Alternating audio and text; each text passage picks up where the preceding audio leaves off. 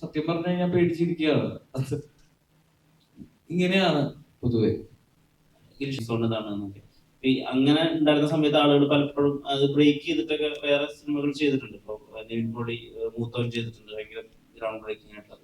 പക്ഷെ ആരും പറയാതെ തന്നെ RDX പോലെ ഈ ആക്ഷൻ സിനിമകളിലൊക്കെ മാറിയിട്ടുണ്ട്. അപ്പൊ ഈ കംപ്ലീറ്റ്ലി വേറൊരു ജോണറിൽ ഒരു ആക്ഷൻ സിനിമയോ അല്ലെങ്കിൽ ഈ പറഞ്ഞ ഹൈ ഇന്റൻസ് ആയിട്ടുള്ള സിനിമയൊക്കെ ഗുരുതരായിട്ട് ഷെയ്ഡ്സ് കണ്ടിട്ടുണ്ട്. അങ്ങനെ മൊത്തത്തിൽ മാറുന്ന റോളുകൾ വരുന്നുണ്ടോ? അങ്ങനെ മനസ്സിൽ പ്ലാൻ ഉണ്ടോ?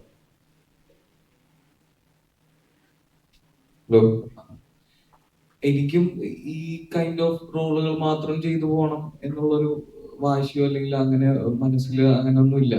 എനിക്കും ഇതേപോലെ നല്ല കഥാപാത്രങ്ങൾ വരികയാണ്, എനിക്കും അതിലെന്തെങ്കിലും ചെയ്യാൻ പറ്റുന്ന തരത്തിലുള്ള സബ്ജക്റ്റുകൾ വരികയാണെന്നുണ്ടെങ്കിൽ ഉറപ്പായിട്ടും ഞാൻ ഇനി വരുന്ന സബ്ജക്റ്റുകളാണെങ്കിലും കുറച്ചും കൂടി ഡിഫറെന്റ് ആയിട്ടുള്ളതാണ് ക്യാരക്ടേഴ്സ് ഇതുവരെ ചെയ്തതിൽ നിന്നും.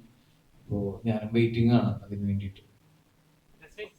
ചെയ്ത കഥാപാത്രം നോക്കുകയാണെങ്കിൽ നമുക്ക് റിലേറ്റ് ചെയ്യാൻ പറ്റും, നമ്മളുടെ കണ്ടിട്ടുള്ള കഥാപാത്രങ്ങൾ. പക്ഷെ ശരിക്കും ലെസ്ലിനെ കാണാൻ ഭയങ്കര സീരിയസ് ആയിട്ട്, നല്ല ഭയങ്കര ഓവർ മെച്ചുവേർഡ് ആയിട്ട് തോന്നുന്നു. അപ്പൊ ഇത് മെച്യൂരിറ്റി ഒന്നുമല്ല, പേടിച്ചിട്ടാണ് ഇരിക്കുന്നത്. ഇത് തോക്ക് വെച്ചേക്കുന്ന പോലെയല്ല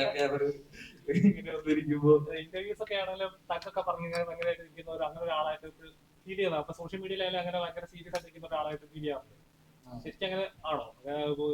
ഇന്റർവ്യൂസ് ഒക്കെ ആയിട്ടും ഞാൻ ഇങ്ങനെ മറുപടി പറയത്തുള്ളൂ അങ്ങനെ ഒരു ഇതുപോലെ അല്ല.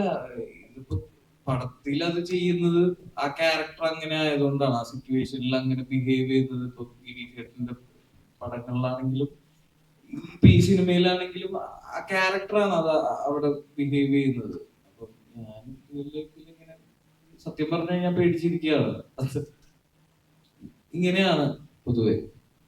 ഗിരീഷേട്ട ഇപ്പൊ ഒരുപാട് വർഷങ്ങളായിട്ട് തന്നെയുള്ള ഒരു വാചകമായിരുന്നു എനിക്ക്